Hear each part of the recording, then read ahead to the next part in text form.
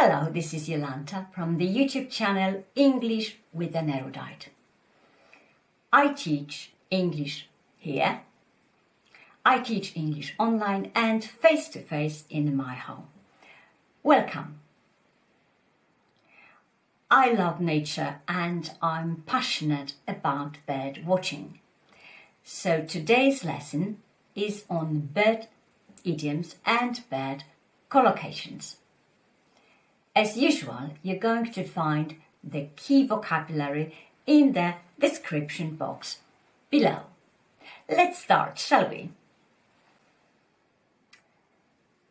I am sure you all know that birds are covered with feathers. Birds are covered with feathers. So if we want to say that something is very, very light, we say it is as light as a feather. It is as light as a feather. A group of birds is called a flock. So some people claim that birds of a feather flock together. Birds of a feather flock together. In reference to people, it means that people like the company of those who have similar opinions, similar outlooks on life, identical political views, and so on. So, birds of a feather flock together. My aunt believes that a bird in the hand is worth two in the bush. A bird in the hand is worth two in the bush.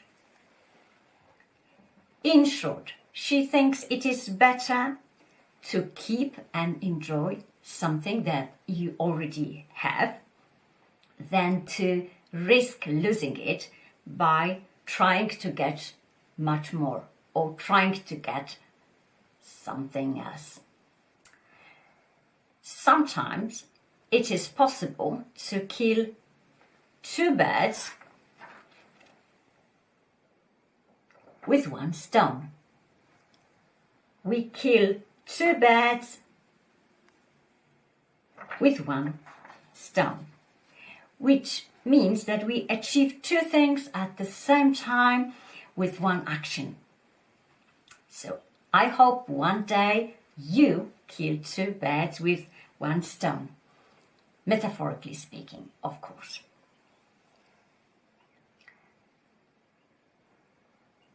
What happens when young birds come out of an egg is hatching. So they hatch. When they come out of an egg, they hatch. The saying that I learned in early childhood is, don't count your chicken before they're hatched. Don't count your chicken before they're hatched. So don't depend on something until you know for certain that it is going to happen, that it will happen. So don't count your chicken before they're hatched. If you chicken out of something, it means that you do not do it because you are too frightened, you are too afraid. You chicken out of something. So, for example, last year I wanted to go hiking in the Alps, but I chickened out. I chickened out because I thought that the challenge was too great for me. When we say that something is like water of a duck's back, water of a duck's back, we believe that the situation has no effect on somebody. It's like water of a duck's back. So, for instance, I can't tell my brother what to do, even though I know better, of course, because it is like water off a duck's back with him. It's like water off a duck's back with him. He simply doesn't care. A person or a thing that is an easy target, very easy target, that is defenseless, is called a sitting duck. A person who is easy to attack, a thing, country that is easy to attack, is a sitting duck.